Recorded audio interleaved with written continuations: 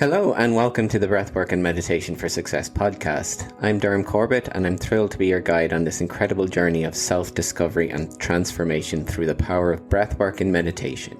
We all face our unique struggles and challenges. My own journey through some pretty deep-seated challenges led me to the profound world of breathwork and meditation. These weren't just practices for me. Breathwork and meditations were actually lifelines to help me navigate through tough times and open doors to a deeper understanding of who I am. In this podcast, each week we'll tackle 4 key things.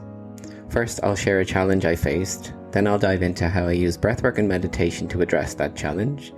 Third, I'll reveal the results and practices that these brought into my life and how I integrated them. Fourth, I'll give you some concrete actionable steps that you can take away for your own journey. Whether you're seeking to find calm amidst the chaos, enhance your mental clarity, grow as a person, or just curious about these practices and how they can transform your life, this podcast is for you. Join me as we embark on this journey together, discovering the immense power of breathwork and meditation for personal growth and transformation. Hello there, listeners, and welcome to the very first episode of the Breathwork and Meditation podcast. My name is Durham, and I'm your guide and companion on this transformational journey. In today's episode, I want to dive into a topic that resonates deeply with many, and it's something that I've personally grappled and struggled with, and that's imposter syndrome. For me, my biggest insecurity is people thinking that I'm stupid. That's something I've dealt with my entire life, and that's showing up in my adult years as struggles with. I run a live meditation and breathwork in-person workshops, and I can really see the imposter syndrome popping up for me there. So I'll use that kind of as an example throughout today's podcast about how I overcome. I wouldn't say actually I've overcome just yet. I have chipped away at the imposter syndrome. Let's begin by delving into the heart of our discussion today. This is just my own personal battle with imposter syndrome. The challenge was most pronounced actually during my breathwork and meditation workshops. Despite my experience, I frequently found myself besieged by doubts about my intelligence and my ability to effectively lead and inspire other people. These doubts, they weren't just fleeting, they were rather persistent, and often they could overshadow my passion and enthusiasm for teaching that stuff. So it can be a really powerful thing, and I want to share how I used breathwork and meditation to ease off on the negative effects that imposter syndrome can have. Each of these workshops was sort of a mental battlefield for me where I grappled with these insecurities. I questioned my knowledge, my delivery, and even the impact I was having on the participants. Despite I did feedback sheets at the end of every one of them, and they were all great. Aside from the usual, probably 1 in 10 is going to be constructive criticism or just plain slating you, and those tended to be the ones I focused on the most, because I believe in psychology. There's a concept known as confirmation bias. And what that means is if you believe something, you will only see and search for evidence that confirms that thing. So for me in these workshops, my insecurity was my focus. So I was looking and absorbing through these feedback sheets anything that confirmed my insecurities. And it just gets me thinking on how powerful your mind can be when dealing with these kind of things. The self-doubt didn't affect me just on that professional level. It seeps into a whole bunch of areas of my life. And that led to me questioning my capabilities with other stuff. So it's not just about that one thing. I kind of want to reiterate that. It's just that I'll be using that as the example as we go. Yeah, the irony wasn't lost on me. Here I was teaching techniques to foster inner peace and confidence, while inside I was just fighting my own demons of anxiety and imposter syndrome. And again, this is kind of the imposter syndrome. Like, who am I to sit there in front of people and teach meditation and breath work when here I am on the cusp of an anxiety attack, just about to lead some of these sessions? Eventually, I did start to notice I was getting a little bit better. Despite all my struggles, I still believed in breath work and meditation, and those were something that I felt I needed to implement more frequently in my life if I was to hope to overcome this imposter syndrome. These practices became more than just techniques. They were lifelines that pulled me back from my own spirals of self-doubt. Breathwork was actually the first tool I leaned on. During moments of intense self-criticism, I would focus on my breathing, inhalations and exhalations, the way my chest rose and fell, the sensation of the air in my lungs and the air leaving my body. This focus on the breath, it actually served as an anchor into the present moment. That singularity of focus on the present moment sort of distracted the voice of the imposter syndrome. And I think I noticed after a while that continued focus on not imposter syndrome, that the imposter syndrome lost a lot of its muscle because it wasn't being perpetuated in my head over and over as the truth. It is very interesting to watch yourself gradually grow, because I remember one of the latest breathwork and meditation events I ran. I was actually calm and collected, and everything just felt good, and I was really happy with how it went. And it just got me also thinking that I forgot what I was going to say there. But anyway, yeah, so there's probably another reason I'm feeling the imposter syndrome right now on the podcast, because, you know, I think if I forget something, I'm dumb. But that was, I can catch myself doing that now. And it's not just because I'm on the subject of it now. Just those internal dialogues, they still exist. But as you cultivate sort of more and more of an awareness around them, you can catch them as they happen. And then that's all you need to do.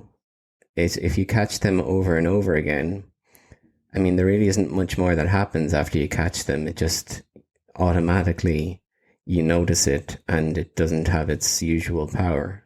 I developed a routine breathing exercises before each workshop, actually, which got me calmer and centered my thoughts, and approach each of the sessions with a clearer mind. Meditation, though, on the other hand, offered a very different kind of refuge. During meditations, I confronted my imposter syndrome head on. I would sit in silence, observing the doubts and fears that surfaced, acknowledging them without judgment, then gently guide my focus back towards those positive affirmations about my skill, my experience, the value that I've brought into people's lives. You know, it wasn't just about the negative comments that I would have seen on those. I could start to shift my consciousness to the more positive of the feedback sheets. The results of integrating the breathwork and meditation into my struggle, it wasn't overnight, like I said, but the changes that you do notice gradually, because they're not an overnight change, and they're happening gradually, and you're building and building. This made them far more profound and lasting. But it's like everything; it's a practice. The more you do it, the easier it becomes. Yeah, the breathworks no longer felt like an ordeal. They became sessions of genuine connection and joy. My confidence started to grow more and more, not just in my ability to teach, but also in my own knowledge and expertise.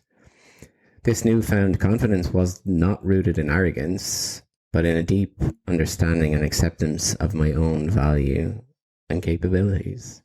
The most significant change, however, was my interactions with the participants. As I noticed my own sort of insecurities started to diminish, I was able to be more present and attentive to their needs. There's something interesting that happens when you're genuinely present and listening to someone. I noticed that this skill was starting to become apparent to me as a side effect of meditation, that if you're truly present and just focusing on listening to the person, not formulating your next response to what they're saying, not interrupting with something you're excited to talk about on the subject, but instead just listening to the sound and being totally present and totally listening.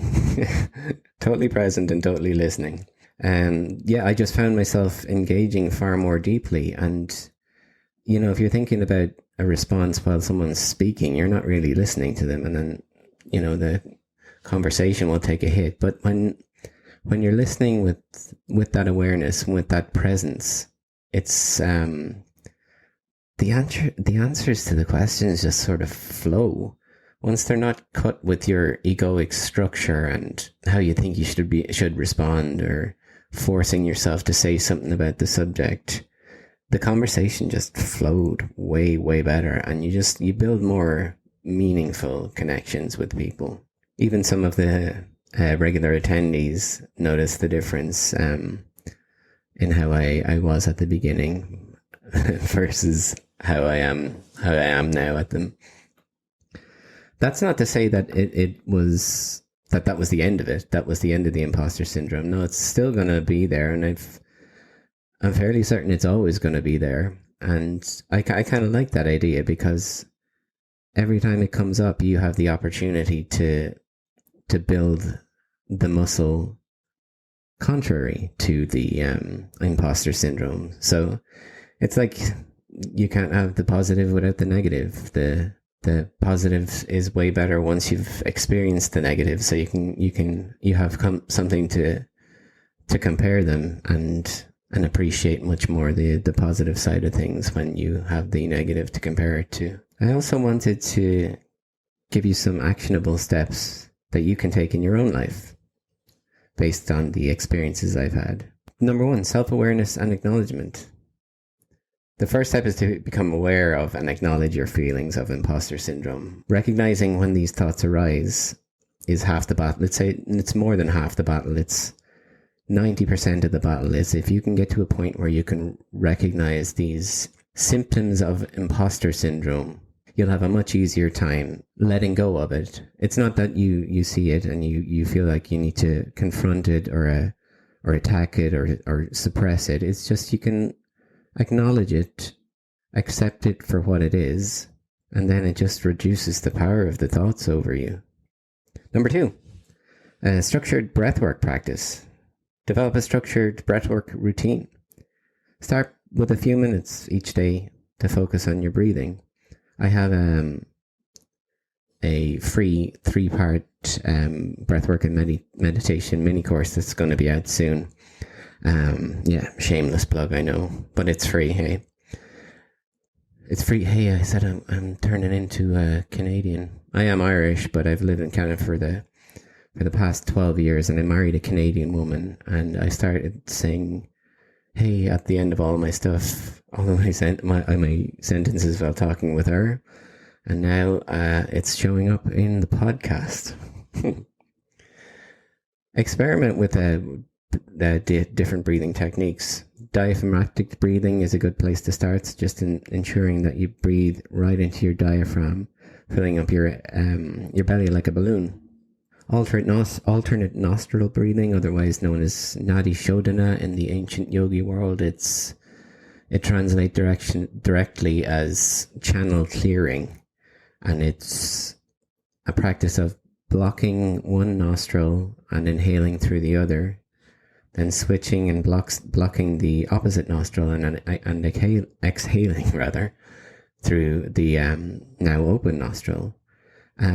I noticed that these can be extremely powerful techniques, and they're really, really simple to implement.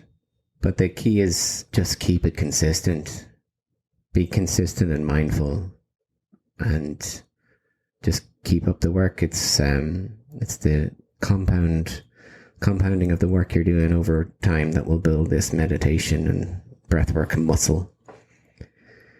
Dedicated meth work. Don't do meth work.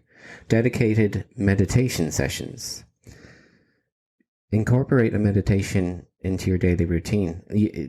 I put it here because following breathwork by a meditation is a great way to do things, because once you've done all the breathwork, you're in a place where your mind is calm anyway, so you're not going to have the typical monkey mind, as they say, when all those racing thoughts are going through your head, going, you're not good enough, blah, blah, blah, whatever that is for you internally, that internal voice.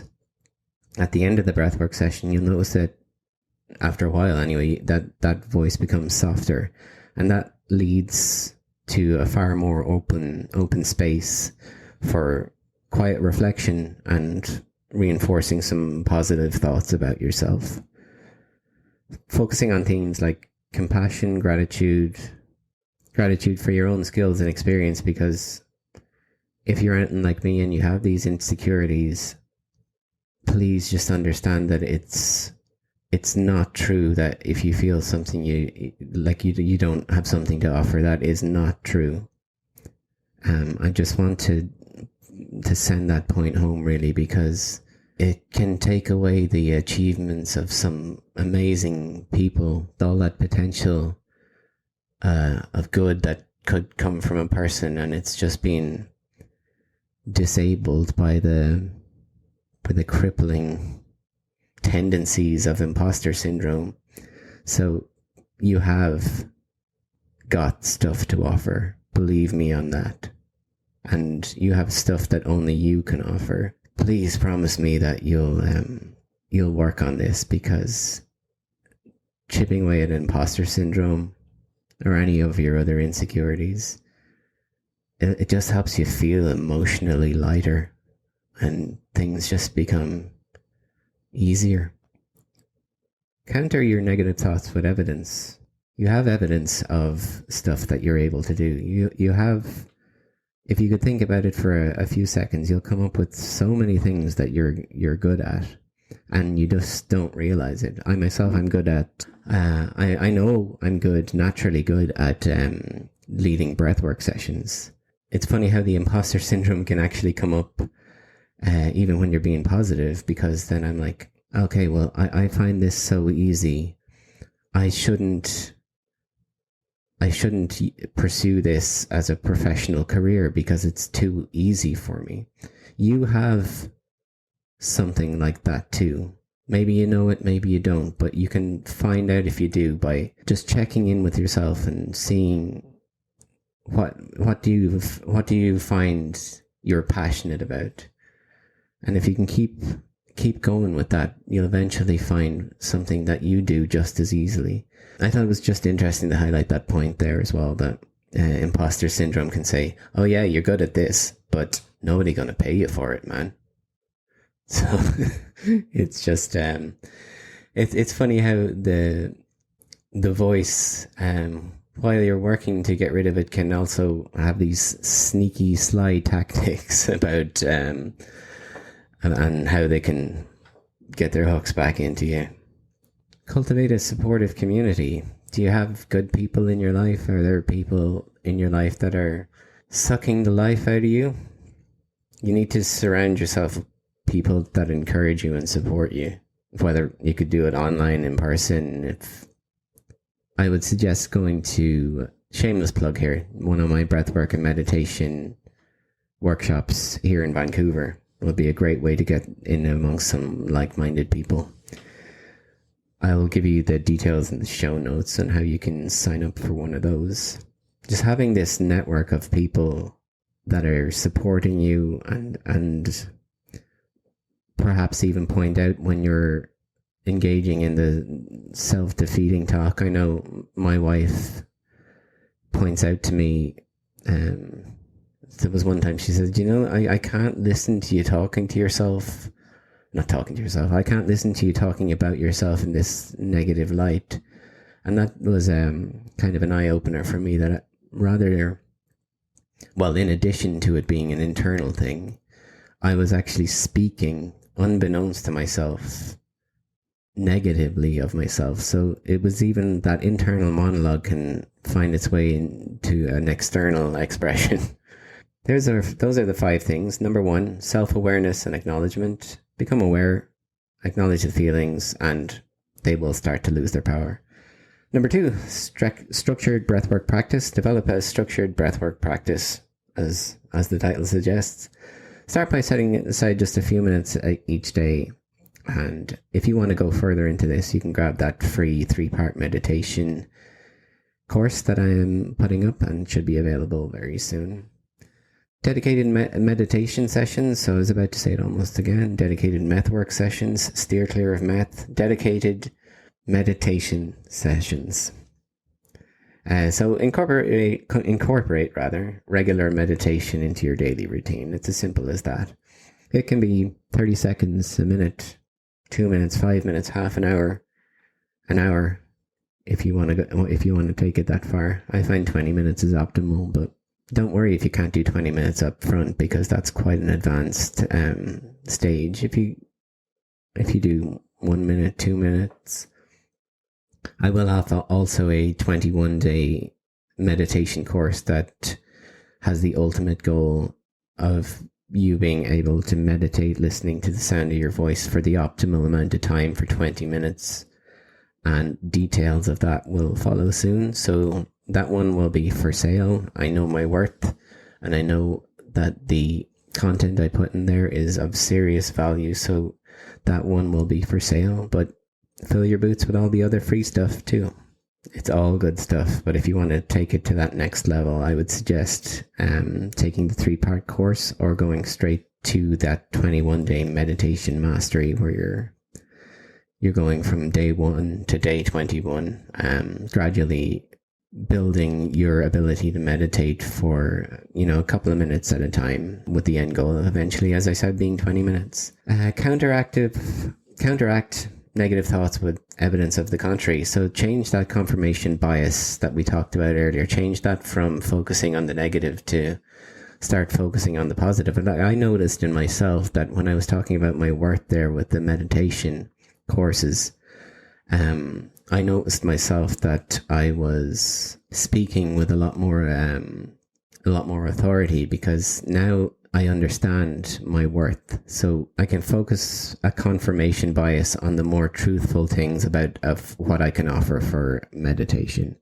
So now I know my worth. I can confirm the evidence of my abilities in this. God, this is podcasting is hard on your own.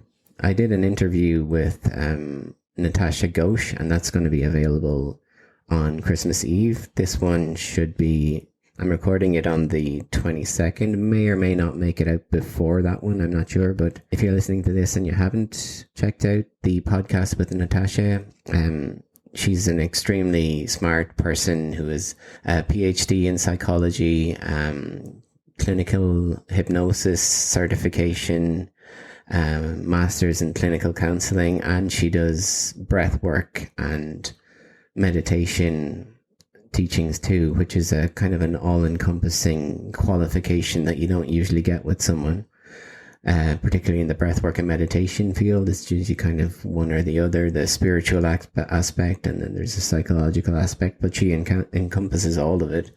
And we had an amazing chat, and it was easier than doing a solo podcast, that's for sure. And this is my very first one. I'm going to be learning as I go. And I know it's clunky in places, but, don't worry about that. If you're ever starting something, I heard a quote once that says, if something is worth doing, it's worth doing poorly. And that was just about getting something done, and getting it out there is far better than trying to strive for perfection and never getting anything done. This will be posted, clunkiness and all, as the first podcast.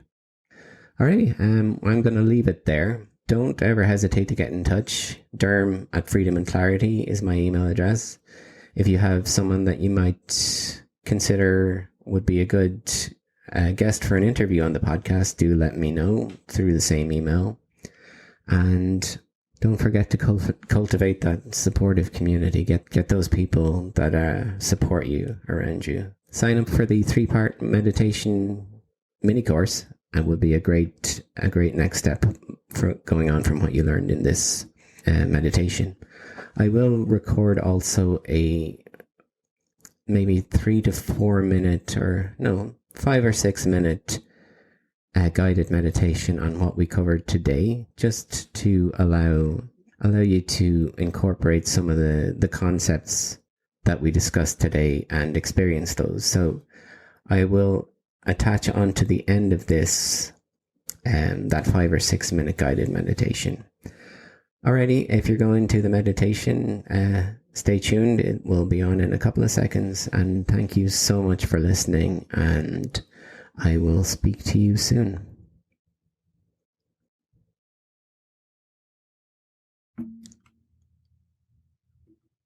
Hello there, and welcome to the guided meditation. I realized at the end of the podcast that I didn't give you the address of where you can find those meditation courses. So it's www.freedomandclarity.com/meditation. So if you go to freedomandclarity.com, navigate to the meditation page, works as well. Okay, on to the guided meditation. Let's embark on a guided meditation to help you in your journey of overcoming imposter syndrome and fostering self-confidence. I invite you to find a comfortable and quiet space where you won't be disturbed. Sit or lie down, whichever feels right for you. It doesn't matter which, but whatever feels the best for you, sitting or lying down, go with that. Close your eyes and take a deep, cleansing breath in through your nose and exhaling slowly out through your mouth. A couple more like that. Cleansing breath in through your nose and exhale slowly through your mouth.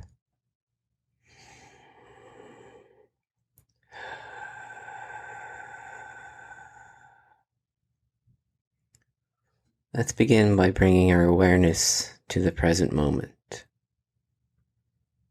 Feel the weight of your body on the surface beneath you. Notice the sensation of your breath as it flows in and out of your body. Be fully present in this moment, letting go of any distractions or worries. Just continuing to focus on that breath. Maybe on each exhale, you can let go of any tension in your shoulders. Unfurrow your brow. Softening the muscles in your neck, your back, your arms, your legs. Just noticing any area of tension. And just letting it go.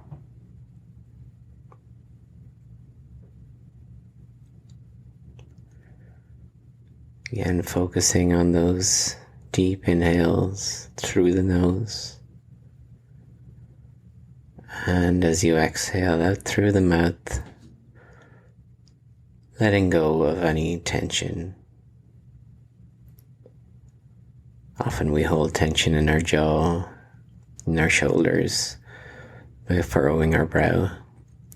Any attention you can give to those areas to maybe just invite the idea of letting go of tension.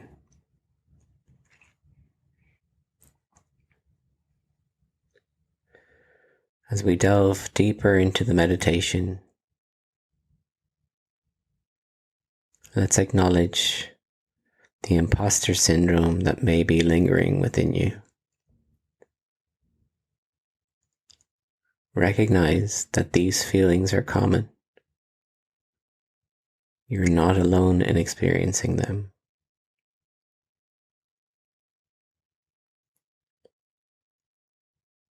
Embrace this moment of self-awareness without judgment, knowing that it's the step one towards healing. Again, checking in with the breath. Deep inhales, filling up the belly, and letting go of tension on the exhales. Dissolving some tension that you may be holding in the jaw. Dissolving the tension in your shoulders. Just letting it go.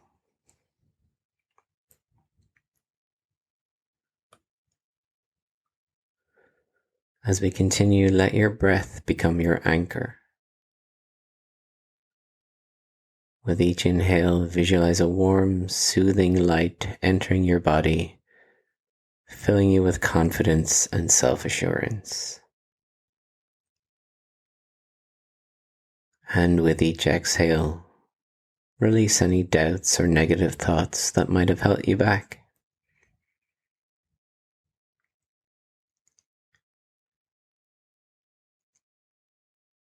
Every exhale, letting go of those negative thoughts. Every inhale breathes in positive thoughts. And a couple more breaths at your own pace.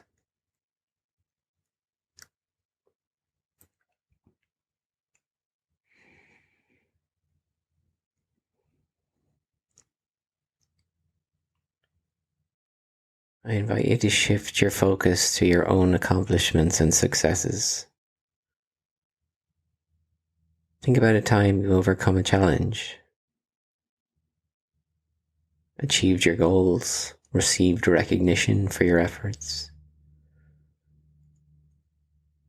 Allowing positive memories to come into the forefront of your mind.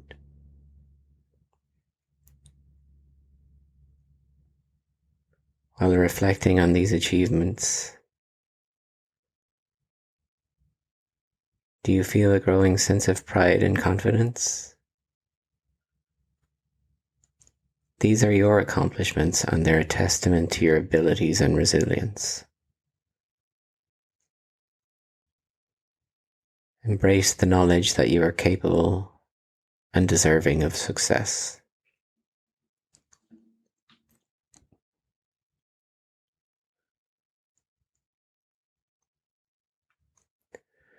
Now let's turn our attention to gratitude. Think about the skills, knowledge, and experiences that you have brought to you where you are today. Feel a deep sense of gratitude for the journey that has shaped you into the person you have become.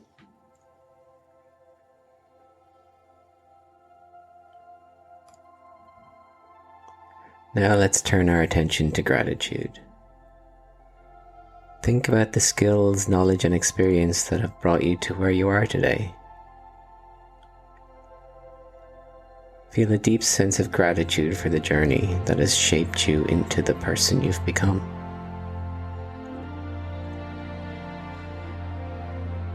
As you bask in this feeling of gratitude, imagine a bright light of self-compassion surrounding you. Know that it's okay to have moments of self-doubt, but also recognize that you have the strength to overcome them. You are your greatest ally.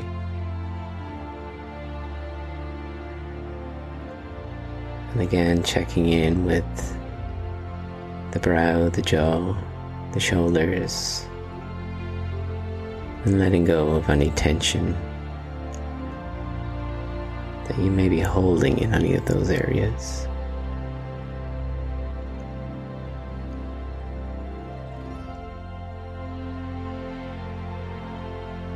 In this space of self-assurance and self-love, envision a future where imposter syndrome no longer holds you back. See yourself confidently stepping into your endeavors, embracing your talents, and achieving your goals with an unwavering belief in yourself.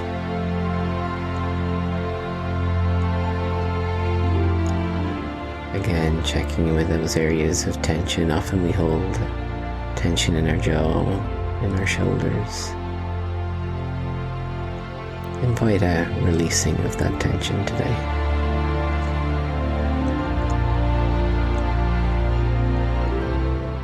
Now slowly bring your awareness back to the present moment. Feel the support of the surface beneath you,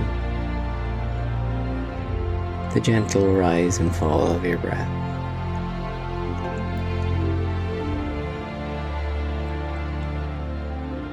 Know that you can return to this place of self-confidence and self-assurance whenever you need to.